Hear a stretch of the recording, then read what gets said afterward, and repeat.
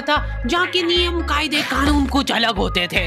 इस जेल के कैदी डेली अपने घर से बस्ता टांग के यहाँ पे आते हैं दिहाड़ी करने। कई माँ बाप उनके बच्चों को खुद इस जेल में फेंक के जाते हैं ताकि उनका बच्चा जिंदगी में एक सक्सेसफुल दिहाड़ बन सके।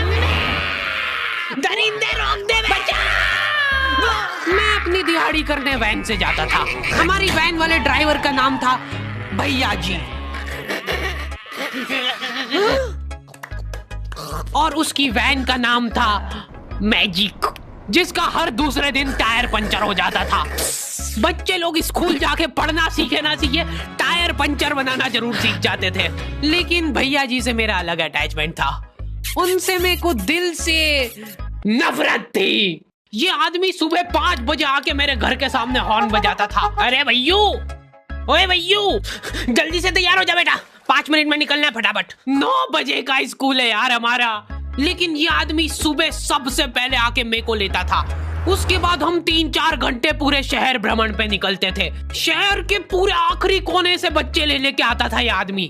जहाँ पे वैन जा भी नहीं सकती उधर कूदा कूदा के ले जाता था ये, और फिर टायर पंचर हो जाते थे। शाम पड़े वापस से हमको घर घर छोड़ के आता था ये। जिंदगी बर्बाद कर दी थी भैया जी ने मेरी। सबसे पहले लेते थे और सबसे आखिर में छोड़ते थे। लेकिन मैं फिर भी उसी वैन में जाता था क्योंकि चमेली भी हमारी वैन में आती थी। और बात यह है कि वो मेरे पास ही बैठती थी, मतलब मजबूरन। उसके पास और कोई ऑप्शन ही नहीं बचता था और मैं बचाता भी नहीं था। मैं घर पे जाते थे, जो 2-3 घंटे मेरे को सोने के लिए मिलते थे उसमें सोता नहीं था और मैं प्लानिंग करता था कि कैसे चमेली सिर्फ मेरे पास बैठे। चमेली सबसे आखिर में आती थी और मैं सबसे पहले सुनसान वैन में चढ़ के बस्ता अपने पास में रख के और फसर के सो जाता था। बाकी सारे बच्चे अपना बस्ता गोदी में रखते थे क्योंकि तुम्हारे बाप की वैन नहीं है।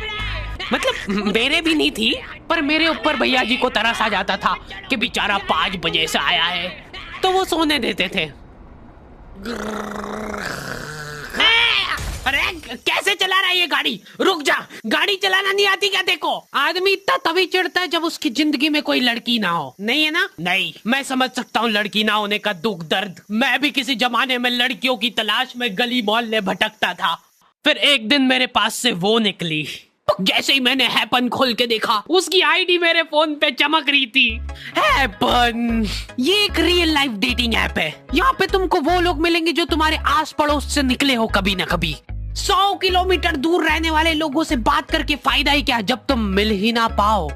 और अगर तुम्हारी घिनौनी शक्ल देख के यहाँ पे तुमसे कोई प्यार मोहब्बत नहीं भी करता है तो तुम फ्रेंडशिप तो कर ही सकते हो फिर भी। So go and check it out happen. Link is in the description. लेकिन मैं सोता नहीं था। मैं आंख बंद करके चमेली के घर का इंतजार करता था। तो क्योंकि चमेली आखिरी में आती थी तो वैन पूरी पैक पुक हो रखी होती थी। बच्चे बाहर उबल रहे होते थे और मैं अपना बस्ता पास में रख के एक्टिंग देखो एक्टिंग। और जैसे ही वो आती थी, हड़बड़ाना नहीं, ऐसे टाइम पे हड़बड़ाते नहीं है कि फटाफट बैग उठाया और आओ इधर बैठो जल्दी। मत करना ये हरकत, भाग जाएगी वो। ठरक नहीं झलकना चाहिए, जरासिक भी एकदम सटल रखना है। क्या हुआ? और कहीं जगह नहीं है क्या? तेरे मुंह में मूत दूंगा मैं। अच्छा ठीक है, इधर ही बैठ जाओ। देख रहे हो एक्टिंग देखो तुम लौंडे की। ना जाने कौन सी नशीली खट्टी मीठी खुशबू लगा के आती थी चमेली। आज तक उसकी खुशबू है मेरी नाक में। मैं वो खुशबू का पूरा मजा ले ही रहा होता हूँ, इतने में एकदम भभका बास आती है निकाह से। जैसे ही मैं बाहर झांकता हूँ, मरा हुआ कुत्ता पड़ा है वहाँ पे। एक काली कार सूख करके निकली और मेरे बच्चे को मार दिया।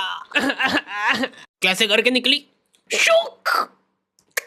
ऐसे नहीं निकली थी, मैं यहीं पे खड़ा था, वो कार आई थी और जैसे ही वो बच्चा नीचे आया तब वो खड़ा, वो बच्चा चिल्लाया और फिर कार करके भाग गई।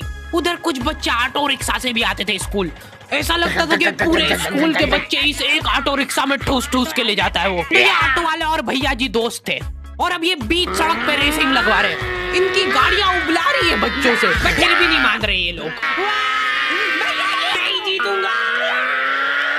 स्कूल जाके वो पीछे मुलट के देख रहा है तो एक बच्चा नहीं बचा उसके ऑटो रिक्शा में। हमारे भैया जी बेचारे पीछे से उनके गिरे हुए बच्चों को उठा उठा के ला रहे थे। ये सब हरकतें करके हम लोग जैसे तैसे कैद खाना पहुंच जाते हैं।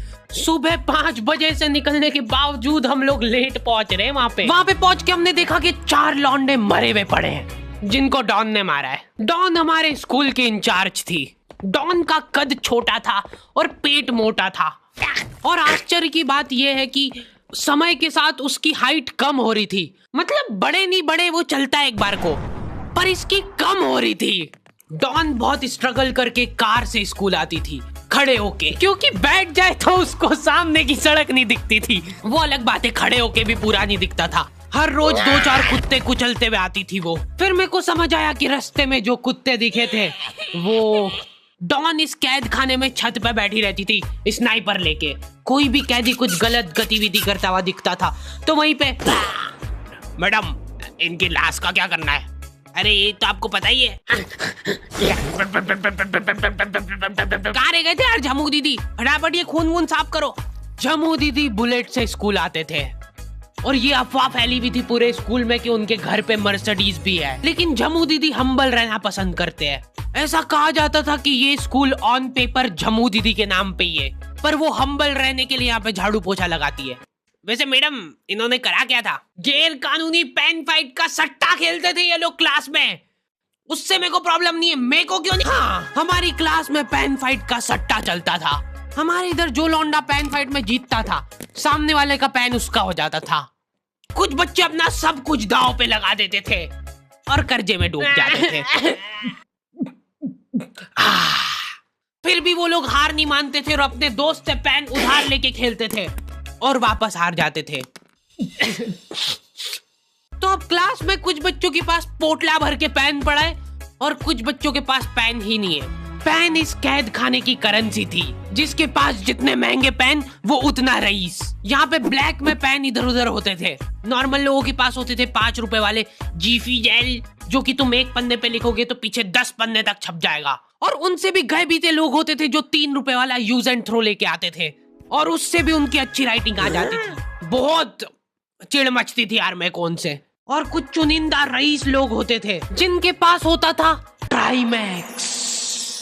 हर बच्चे का सपना होता था कि उसके पास एक ट्राईमैक्स हो, साथ में आसपास 2-4 लड़कियां हो। मेरे को प्लीज मेरे को यहाँ पे ऑटोग्राफ दे दो। ये लो ट्राईमैक्स किंग के। ये ट्राईमैक्स क्या बात कर रही है? सही में एकदम रईस लोग ही अफोर्ड कर पाते थे ट्राईमैक्स। वो बाबड़े भी एक एक अक्षर लिख के रिफिल खोल के देखते थे। खाली हो रही है तो एक बार एक रईस बच्चे का ट्राईमैक्स चोरी हो गया। पूरे स्कूल में हाहू मच गई थी। वो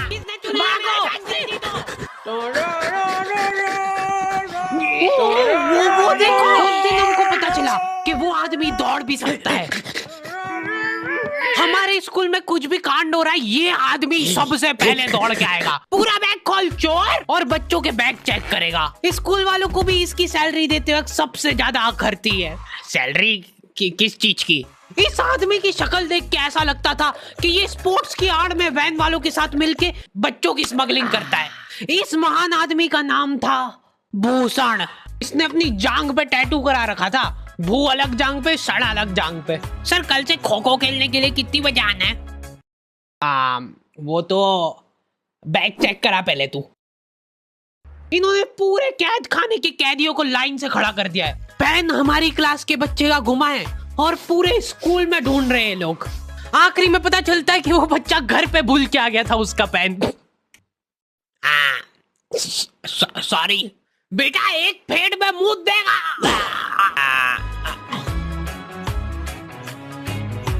ऐसे तो नमूने बच्चे थे हमारे स्कूल में, और टीचर लोग उनसे भी गए बीते थे। हमारे स्कूल में टीचरों को उनके नाम से कोई जानता ही नहीं है। बच्चों ने उनकी हरकतों के अनुसार टीचरों के नाम रखे हुए। हमारे इंग्लिश वाले टीचर का नाम था छोटा भीम। इससे चिड़चिड़ा आदमी मैंने आज तक नहीं देखा। छोटा भीम की हॉबी थी लड़कों को कूटना। उस बेचारे की हाइट छोटी थी तो बच्चे के मुंह तक उसका हाथ ही नहीं पहुंचता था।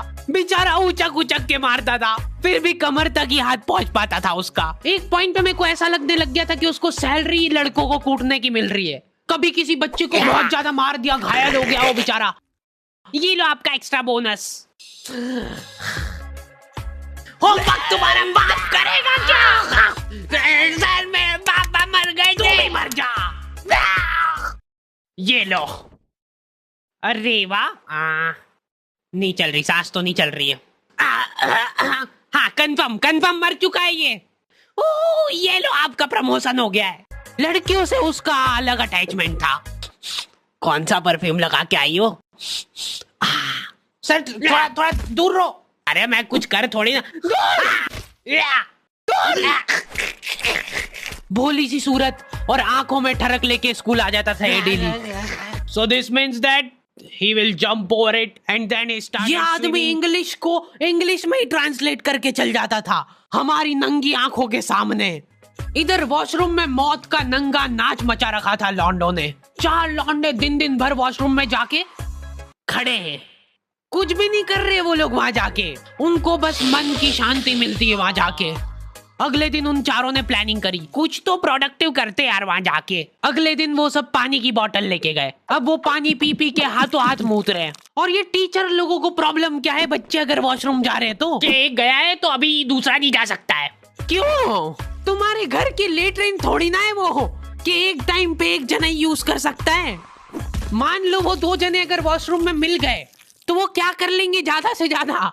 भाई यहाँ का बल्ब निकाल लेते हैं ना। हाँ निकाल लो, फीस भरी है अपन ने। लॉन्डो को ऐसा लग रहा है कि इन्होंने फीस भर के पूरा स्कूल खरीद लिया है। 10 लॉन्डे कॉरिडोर में छाती चौड़ी करके चल रहे हैं प्रिंसिपल के सामने। प्रिंसिपल को इग्नोर कर रहे हैं ये लोग।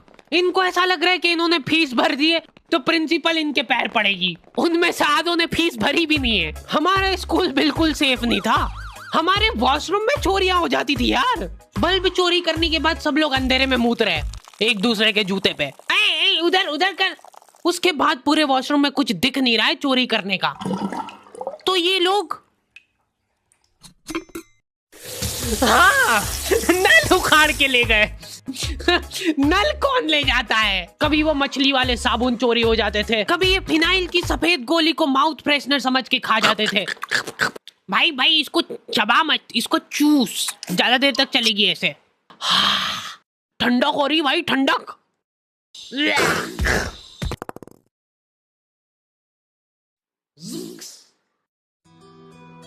ओके तो दी एंड हो चुका है।